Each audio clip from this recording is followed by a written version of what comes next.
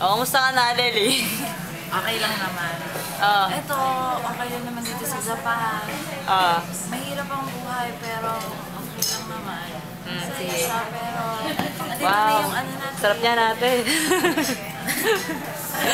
Sira ito. Masaya pa rin ito. Pero okay lang yan.